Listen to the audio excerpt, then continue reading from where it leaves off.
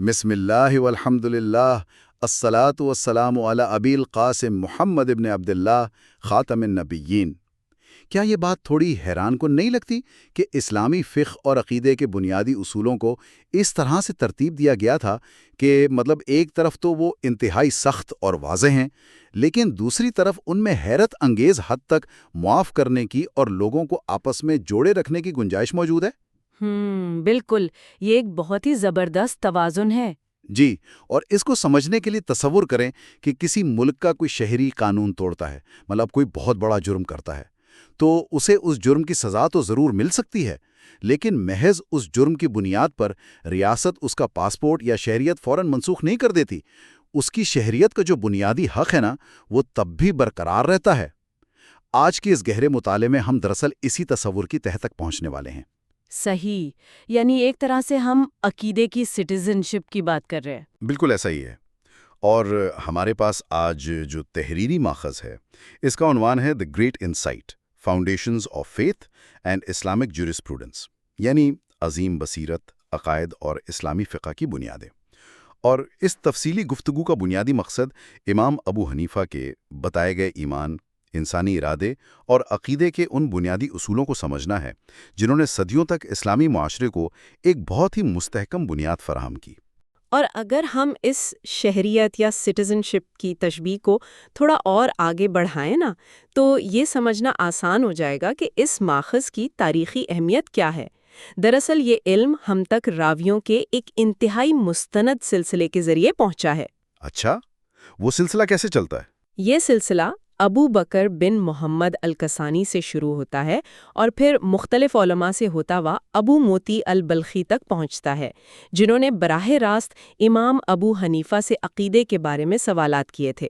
اب دیکھیں یہ وہ دور تھا جب اسلامی سلطنت تیزی سے پھیل رہی تھی۔ یعنی نئے لوگ اور نئی ثقافتیں آ رہی تھیں۔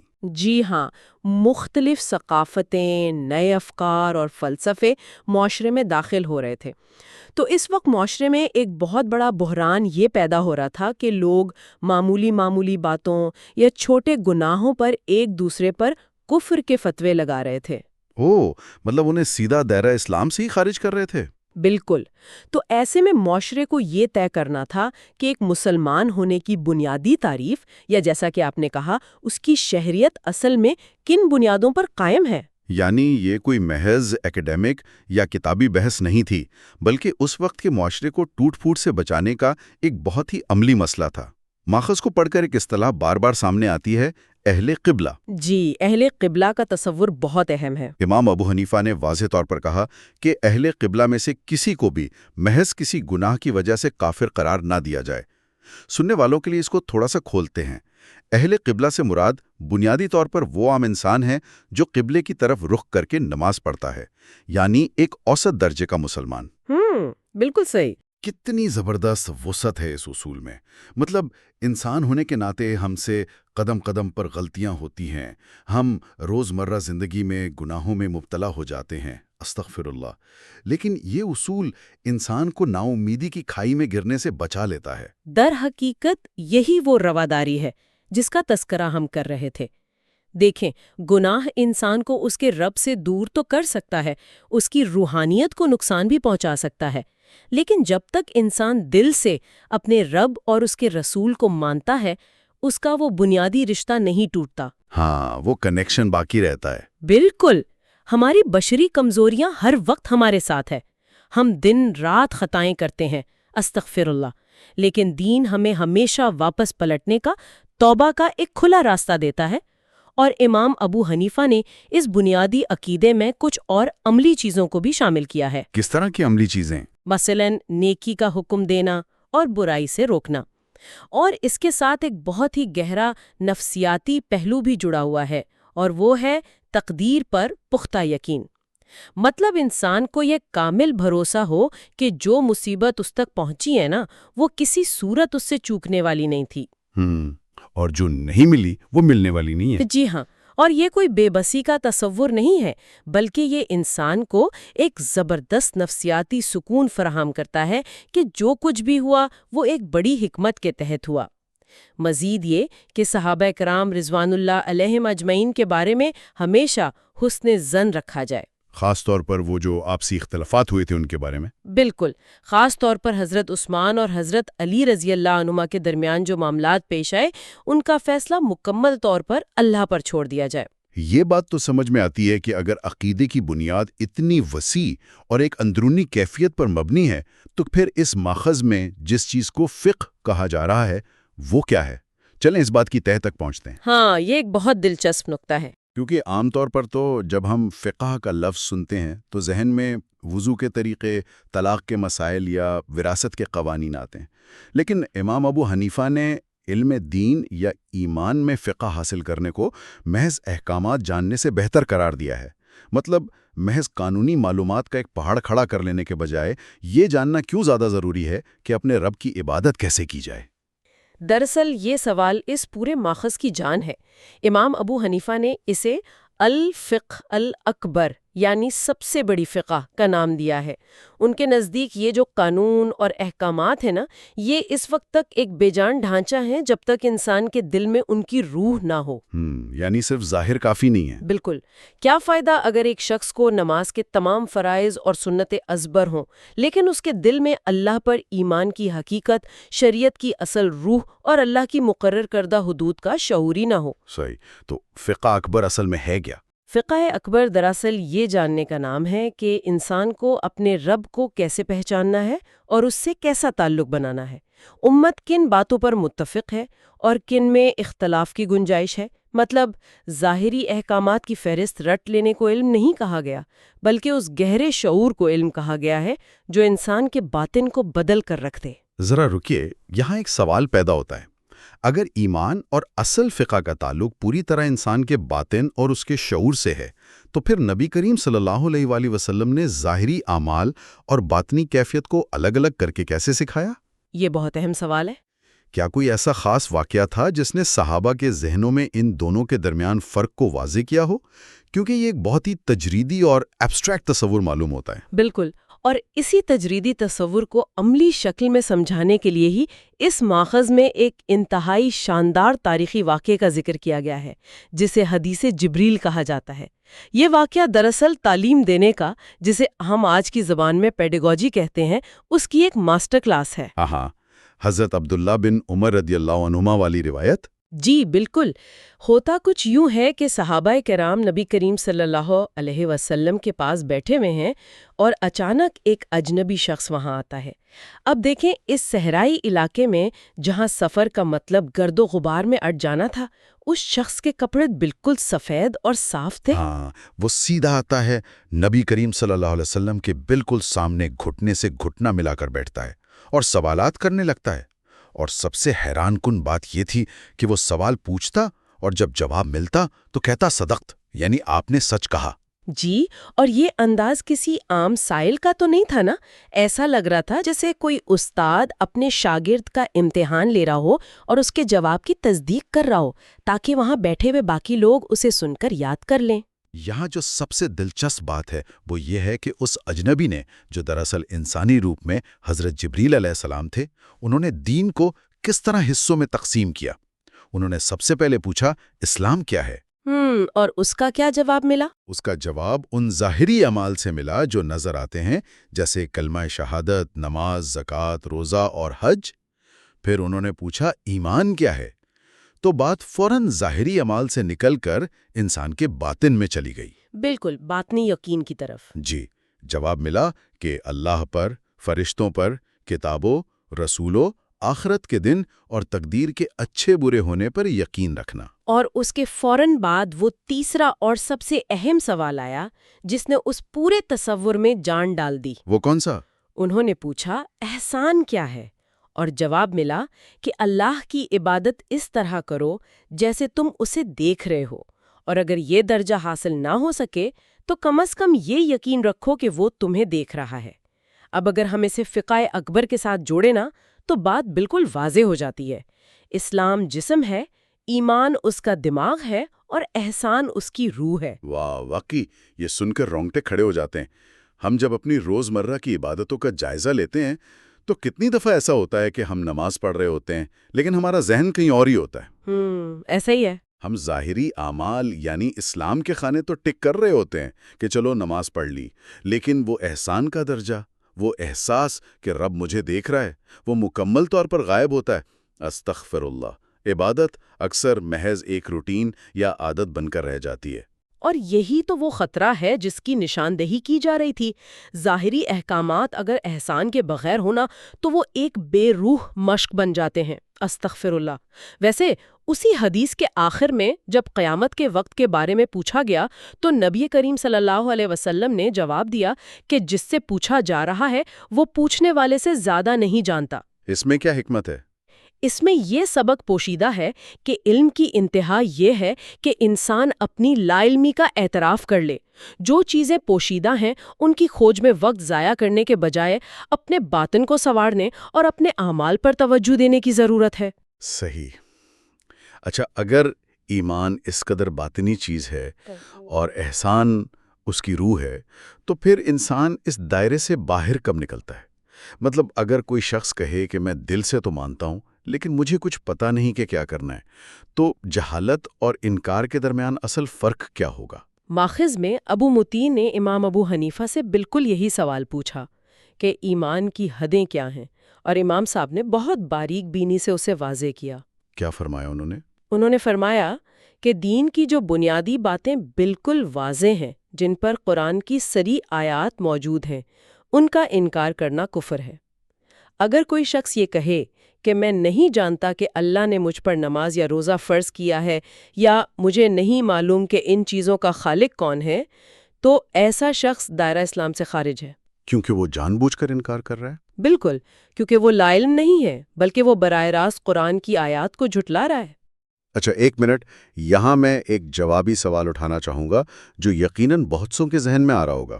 ماخذ میں ایک ایسی صورتحال کا ذکر ہے جسے دارالشرک کہا گیا ہے۔ جی، دارالشرک کی مثال بہت اہم ہے۔ فرض کریں کہ ایک شخص کسی ایسے دور دراز علاقے میں پیدا ہوتا ہے جہاں اسلام کا کوئی نام و نشان نہیں، اسے کسی قانون، کسی شریعت کا کوئی علم ہی نہیں، اس نے زندگی میں کبھی ایک نماز نہیں پڑھی، کوئی روزہ نہیں رکھا، لیکن وہ اپنی فطرت سے اس کائنات کے خالق کو مانتا ہے اور اسے دل سے تسلیم کرتا ہے۔ تو کیا محض اللہ کو مان لینے سے بغیر کسی عمل کے وہ شخص مومن کہلائے گا؟ یہ تو اس دور کے لحاظ سے بہت ہی متنازع بات لگتی ہے۔ بظاہر تو متنازع لگتی ہے، لیکن امام ابو حنیفہ کے نزدیک اس کا جواب ایک واضح اور دو ٹوک ہاں ہے۔ وہ شخص بالکل مومن ہے، اور یہیں سے امام صاحب کے فہم کی گہرائی اور اس دین کی وسعت کا اندازہ ہوتا ہے۔ وہ کیسے؟ ایک لکیر کھینچی ہے۔ تنزیل یعنی وحی کا اترنا، اور تاویل یعنی اس وحی کی تشریح یا سمجھ۔ اگر کوئی شخص وحی کے اترنے یا کسی واضح آیت کا انکار کر دے تو وہ کفر ہے، لیکن جو شخص دارالشرک میں ہے اس نے کسی چیز کا انکار تو نہیں کیا نا، اسے تو محض علم ہی نہیں تھا۔ صحیح، مطلب وہ لا علم ہے، منکر نہیں ہے۔ بالکل، اس کا خالق پر جو فطری یقین ہے وہ اسے مومن بناتا ہے۔ یہ فرق کس قدر اہم ہے؟ اگر ہم اس نظریے کا موازنہ آج کے دور سے کریں تو ہمارے ارد گرد ایک عجیب سا کینسل کلچر نظر آتا ہے۔ جی، بدقسمتی سے ایسا ہی ہے۔ ذرا سی بات پر، کسی کی غلط فہمی یا تشریح کے معمولی سے فرق پر ہم فوراً فتوے لگا دیتے ہیں اور لوگوں کو دائرہ اسلام سے خارج کر دیتے ہیں۔ ہم یہ جاننے کی کوشش ہی نہیں کرتے کہ سامنے والے کا مقصد کیا تھا۔ کسی کو محض لا علمی کی بنیاد پر یا تشریح کے فرق پر کافر سمجھ لینا کتنا خطرناک رجحان ہے۔ استغفر اللہ۔ یہ ایک انتہائی سنگین معاملہ ہے جو معاشروں کو اندر سے کھوکھلا کر دیتا ہے۔ امام صاحب ہمیں دراصل یہ سکھا رہے ہیں کہ ہمیں کسی کی نیتوں کو جانچنے کا یا محض ان کی سمجھ کے فرق پر کفر کے سرٹیفکیٹ بانٹنے کا اختیار نہیں دیا گیا۔ ہاں، یہ ہمارا کام نہیں ہے۔ بالکل، اس معاملے میں حد درجہ احتیاط کی ضرورت ہے، ورنہ انسان خود ہلاکت میں پڑ سکتا ہے۔ استغفر اللہ۔ تاویل یا تشریح میں غلطی کرنے والے کو گمراہ تو شاید کہا جا سکتا ہے، لیکن کافر نہیں کہا جا سکتا۔ تاویل یا سمجھنے کی اس غلطی کے ذکر سے مجھے ماخذ کے اس پیچیدہ ترین حصے کا خیال آ رہا ہے جو تقدیر اور انسانی ارادے یعنی فری ول کے بارے میں ہے۔ ہاں، یہ تو ہمیشہ سے ایک مشکل موضوع رہا ہے۔ بالکل، انسان کے پاس کتنا اختیار ہے اور کتنا اللہ کی طرف سے طے ہے۔ ابو متی نے امام صاحب کے سامنے کمال کی مثال رکھی۔ اگر کوئی شخص قرآن کی یہ آیت پڑھے کہ پس جو چاہے ایمان لائے اور جو چاہے کفر کرے، اور کہے کہ دیکھیں میری مرضی ہے، اللہ نے مجھے مکمل اختیار دیا ہے، چاہوں تو ایمان لاؤں اور چاہوں تو کفر کروں۔ اب وہ شخص تو قرآن کی آیت پیش کر رہا ہے، تو امام صاحب نے اس کا کیا جواب دیا؟ امام صاحب نے یہاں پھر اسی تعویل میں غلطی کے اصول کو لاگو کیا۔ انہوں نے فرمایا کہ اس شخص نے آیت کا انکار تو نہیں کیا، لیکن اس کا مطلب سمجھنے میں ایک بہت بڑی فاش غلطی کی ہے۔ اچھا، کیا غلطی کی؟ اس نے ایک دھمکی کو کھلی چھوٹ سمجھ لیا ہے۔ عربی زبان کے اسلوب کے مطابق یہ آیت انسان کو کوئی فری ول یا آزاد مرضی کا لائسنس نہیں دے رہی، بلکہ یہ ایک سخت وعید ہے۔ جیسے کوئی وارننگ ہو؟ بالکل، جیسے کوئی استاد اپنے طالب علم سے غصے میں کہے کہ ٹھیک ہے مت پڑھو، جو تمہاری مرضی آئے کرو۔ اس کا مطلب یہ نہیں کہ استاد اس کے نہ پڑھنے پر راضی ہے، بلکہ وہ اسے انجام سے ڈرا رہا ہے۔ اللہ تعالیٰ نے اعمال کو پوری طرح سے انسان کے حوالے نہیں کر دیا، ورنہ اس کا مطلب یہ ہوتا کہ انسان اللہ کی مشیت اور اس کے کنٹرول سے آزاد ہو گیا ہے، جو کہ ناممکن ہے۔ تو پھر وہ سوال ابھرتا ہے جو صدیوں سے انسان کو پریشان کیے ہوئے ہے۔ اگر سب کچھ اللہ کے قدرت اور مشیت کے تحت ہے تو انسان پر آنے والی مصیبت کیا ہے؟ کیا وہ اللہ کی طرف سے محض ایک ٹیسٹ یا آزمائش ہے، یا انسان کے اپنے کمائے ہوئے کسی گناہ کا نتیجہ؟ ماخذ میں امام ابو حنیفہ اسے بڑی خوبصورتی سے حل کرتے ہیں۔ وہ فرماتے ہیں کہ کائنات میں جو بھی بھلائی ہے وہ خالص اللہ کا فضل ہے، اور جو برائی یا مصیبت انسان پر آتی ہے وہ اس کے اپنے کمائے ہوئے گناہوں کا نتیجہ ہوتی ہے۔ لیکن دونوں چیزیں اللہ کے کنٹرول میں ہیں۔ جی ہاں، یہ دونوں چیزیں اللہ ہی کی قدرت اور تقدیر کے تحت کام کر رہی ہیں۔ اللہ ہی ہدایت دیتا ہے اور وہی گمراہ کرتا ہے۔